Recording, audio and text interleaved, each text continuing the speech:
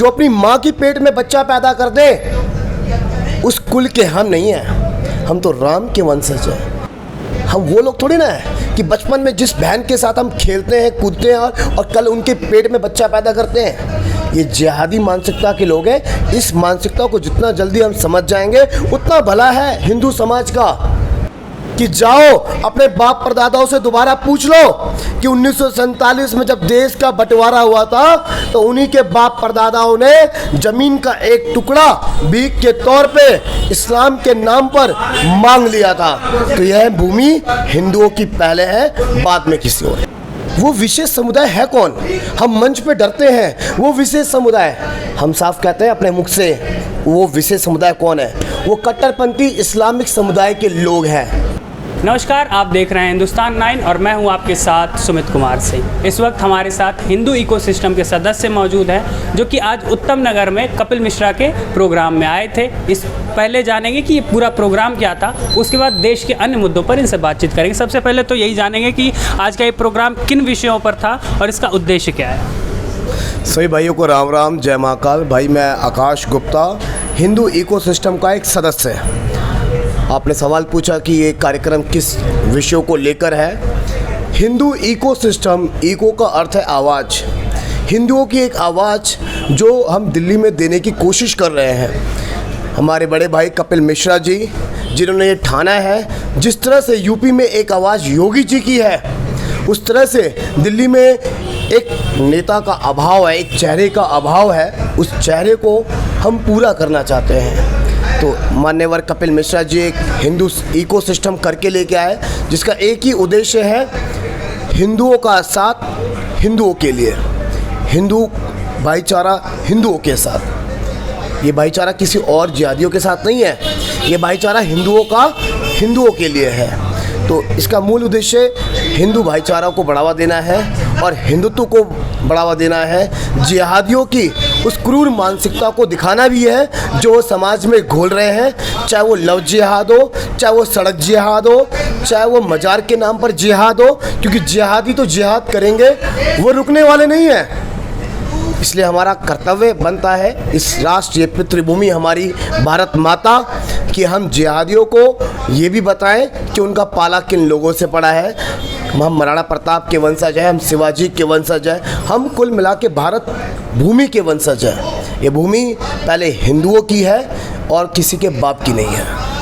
आप कह रहे हैं लव जिहाद के बारे में लोगों को बताएंगे, अवेयर करेंगे। कल ही एक मामला हुआ है झारखंड के दुमका में, जहां पे ये सुनने में आया है कि एक विशेष समुदाय के व्यक्ति ने एक लड़की को सिर्फ इसलिए जिंदा जला दिया क्योंकि उसने उससे प्रेम करने से मना कर दिया, उसने उसका प्रस्ताव ठुकरा दिया। तो दूसरी तरफ 2 दिन पहले भी एक मामला आया था अगर उत्तर प्रदेश में, जहाँ पर एक लड़की थी, इसे 5 साल से एक व्यक्ति जो है वो अलग नाम से उसके साथ रह रहा था। और अब जब उसे पता चला कि वो एक मुसलमान है, एक विशेष समुदाय का है, तब उससे धमकियां देने लगा। तो आप कह रहे हैं कि हम जागरूक करेंगे, ये करेंगे, उसके बाद ये सारी घटनाएं कैसे देखते हैं? झारखंड के अंदर जो घटना घटी वो सिर्फ एक मात्र घटना नहीं है, वो तो एक घटना थी जो उजागर हुई और हमारे सामने आई।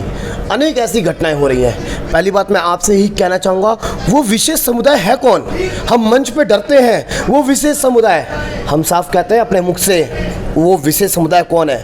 वो कट्टरपंथी इस्लामिक समुदाय के लोग हैं जो इस तरह की मानसिकता घोल रहे हैं। हिंदू भाई बहनों के साथ प्यार के नाम पर, प्रेम के नाम पर छलावा कर रहे हैं, क्योंकि उन्हें बच्चा पैदा तो अपनी बिरादरी में ही करना है। जो अपनी माँ की पेट में बच्चा पैदा कर दे उस कुल के हम नहीं हैं। हम तो राम के वंशज हैं, हम तो हिंद के वासी हैं।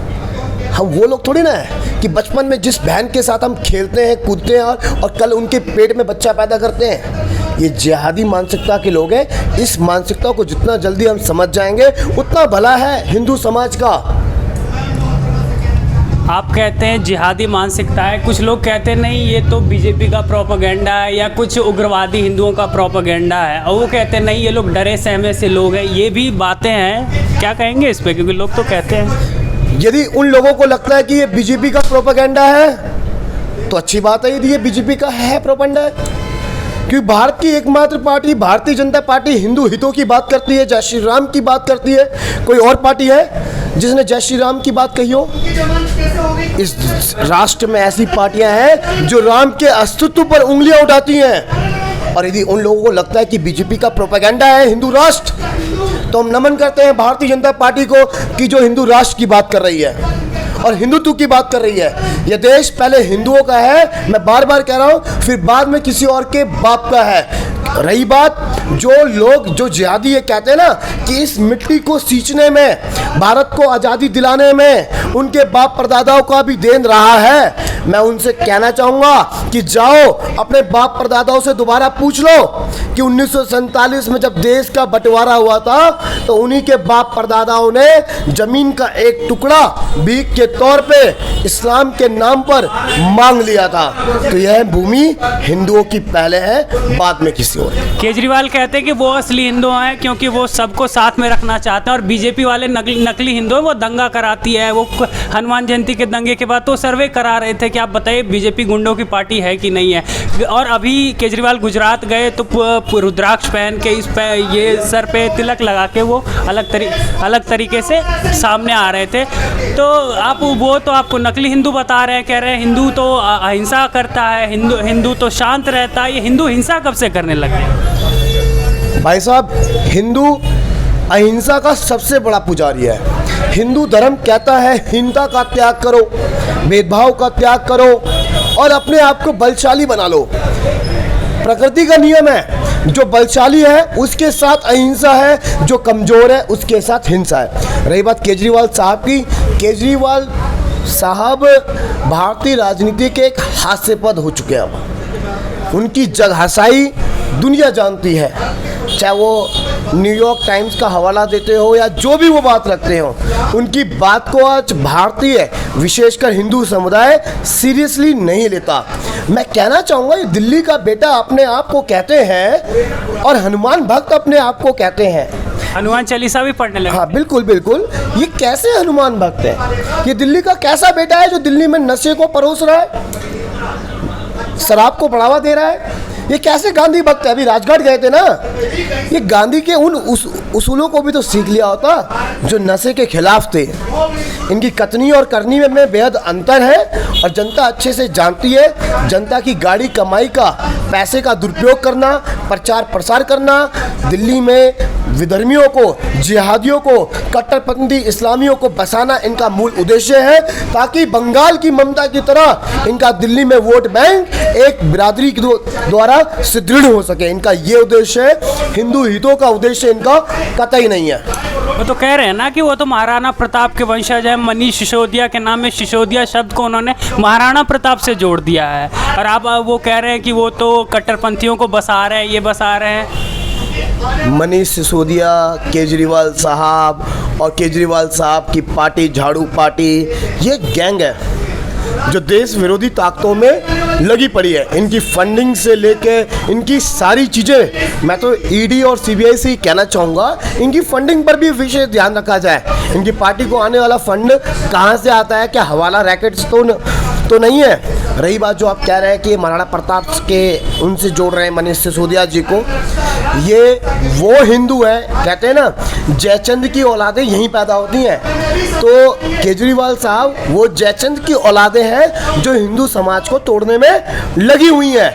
क्योंकि यदि ये महाराणा प्रताप का एग्जाम्पल देते हैं तो एक जात के नाम पर, एक धर्म के नाम पर, एक समुदाय के नाम पर ये समाज को बांटने का कार्य कर रहे हैं। कभी भी इन्होंने हिंदू या हिंदुत्व की बात नहीं कही, ये सिर्फ समाज को तोड़ने की बात करते हैं। टी राजा सिंह पर आते हैं। टी राजा सिंह को लेकर काफ़ी हल्ला मचा हुआ है इस पूरे देश में, कह रहे हैं कट्टरपंथी, और बीजेपी ने तो उन्हें पार्टी से भी निकाल दिया। विधायक थे वो बीजेपी से। कैसे देखते हैं, क्योंकि टी राजा सिंह को जब पहली बार अरेस्ट किया गया हैदराबाद में दंगे फैल गए, उसके बाद अलग अलग वीडियो सामने आ गए। कल ये कांग्रेस की नेता कह रही मैं टी राजा को पकड़ के चीर दूंगी, फाड़ दूंगी, क्या क्या कह रही। उसके बाद कहीं एक आईपीएस का भी बयान है, आईपीएस का, कि भैया आपके जो मौला हैं या कुछ जो भी उन्होंने बोला वो हमारे भी हैं, चिंता मत करिए, इनको हम अंदर डालेंगे। जब सत्य अपने अभियान पे निकलता है तो असत्य पीछे पड़ जाता है। जब कोई वीर योद्धा, जब किसी महानतम कार्य के लिए हम निकलते हैं तो विधर्मी रोक टोक जरूर करते हैं। टी राजा साहब जो कि विधायक हैं हैदराबाद शहर से, जो घटना घटित हुई, किन लोगों ने हंगामा किया, किन लोगों ने उसको धर्म विशेष के नाम पर तोड़ने की बात कही गई, आप अच्छे से जानते हैं वो लोग कौन थे। और टी राजा साहब ने जो कहा वो गलत नहीं कहा, सब सही तो कहा। किसके दबाव में आके हैदराबाद की पुलिस, तेलंगाना राज्य की किसके दबाव में आके उनकी गिरफ्तारी हुई। आप देखिएगा दूध का दूध, वो जल्द बाहर आएंगे, जल्द सब साफ हो जाएगा। और आप देखिएगा हैदराबाद की जनता और प्रचंडता के साथ टी राजा साहब का साथ देगी। आप कह रहे हैं टी राजा साहब का साथ देगी, पर उनको अभी अरेस्ट कर लिया गया है। वहीं हैदराबाद के ये एक विधायक हैं अकबरुद्दीन ओवैसी, असदुद्दीन ओवैसी के छोटे भाई हैं। 10 साल पहले उन्होंने कहा था, खैर जो बयान दिया था उस बारे में तो आप जानते हैं, लेकिन उन्होंने इसके साथ ये भी कहा था कि भगवान राम और माता सीता और माँ कौशल्या के बारे में ऐसे ऐसे अपशब्द कहे थे जो मैं बोलना नहीं चाहूँगा, किसी का भी खून खौल जाएगा। उनको अरेस्ट किया गया, ज़मानत दे देंगे। हिंदू समाज शांत रहा, वो कानूनन तौर पर गया और अभी तक जो है उस मामले पर कोई निपटारा नहीं आया है। दूसरी तरफ टी राजा के मामले में इतनी तेज़ कार्रवाई, एक बार अरेस्ट किया, कोर्ट ने छोड़ दिया, दोबारा कहीं FIR करके अरेस्ट कर लिया गया। कि असदुद्दीन ओवैसी, अकबरुद्दीन ओवैसी पर इतना नरम क्यों पड़ जाती है, क्या लगता है? पहली बात तो मैं आपके उस बयान का जवाब देता हूं जो अकबरुद्दीन ओवैसी ने कहा था। इसने कहा था कि 15 मिनट के लिए पुलिस हटा लीजिए, हम 15 करोड़ लोग 80 करोड़ लोगों को बता देंगे कि हम कौन हैं। मैं ऐसी उन्होंने ये भी बयान दिया था कि माता कौशल्या के बारे में, वो कहाँ गई थी, कहाँ गई थी, उस पर पहले मैं उसके इस बात के जवाब देता हूँ जो इसने कहा था 15 करोड़ और 80 करोड़ बनाम में 25 करोड़ में। पहली बात तो अकबरुद्दीन ओवैसी साहब, तुम्हारे पूर्वजों में इतना दम नहीं रहा, तुम्हारे बाप परदादाओं में इतना दम नहीं रहा कि हिंदुओं को इस मुल्क से या हिंदुओं को आप बता पाओ कि कौन हो। तुम्हारे मुगल आ गए जिन्हें तुम अपने माँ बाप कहते हो, जो चंगेज खां की औलाद जिन्हें आप अपने आप को आप जोड़ते हो अपना रिश्ता उनसे, वो आके इस मिट्टी में दफन होके चले गए। वो कुछ नहीं बिगाड़ सके, आपकी 2 कौड़ी के बयान हमें दहलाने वाले नहीं हैं। तो उनके लिए तो ये जवाब है। उनके ये जो वक्तव्य है ना, उनके इस वक्तव्य से हम दहलते नहीं हैं, क्योंकि उनके बाप परदादों ने कई कोशिश करके देख लिया और इस मिट्टी में दफन हो गए। रही बात सीता माता को लेकर जो लोग ये बयान देते हैं, तो मैं तो विशेषकर अपने हिंदू समाज के लोगों से ये अपील करना चाहूँगा कि ज़रूरत है, समय के साथ साथ तकनीक बढ़ रही है, सोशल मीडिया बढ़ रहा है, जागरूकता का अभियान बढ़ रहा है। हमें सुनना होगा ऐसे जिहादियों को कि इनकी बोली धर्म पर कैसी है, और समय आने दो। ये इनकी एक जल्लाहट है। 2014 से भारत में हिंदू हितों की सरकार चल रही है, उसी आक्षेप में आके, उसी शदम आवेश में आके ये ऐसे बयान दे रहे हैं। ये भी और कोशिश करेंगे और भी अपशब्दों का इस्तेमाल करेंगे, लेकिन हिंदू समाज दृढ़ता के साथ अपने उस काम में लगा हुआ है। एक बार फिर 24 में भी हम दोबारा आएंगे मोदी जी के नेतृत्व में, जो कि हिंदू हृदय सम्राट हैं हमारे, और ऐसे अभियान चलता रहेगा। ऐसे 2 कौड़ी के व्यक्ति से हम डरने वाले नहीं हैं। आप हिंदू एकता की बात करते हैं, कुछ लोग जय भीम का भी नारा लगाते हैं। आखिरी सवाल है, बताइए क्या कहेंगे इस पर? जो लोग जय भीम का नारा दे रहे हैं, धन्य हैं वो लोग, क्योंकि भीम भी तो हमारे हैं। भीम कोई अलग थोड़ी ना है, भीम भी तो हमारे हैं। लेकिन जयचंद की औलादें लगी हैं भीम को अलग दर्शाने के लिए कि भीम अलग हैं। अरे भीम अलग नहीं है, भीम भी हमारे हैं। वो भटके हुए लोग हैं, समय के साथ वो सब जान जाएंगे, और नहीं जानेंगे तो हम उन्हें बताना भी जानते हैं।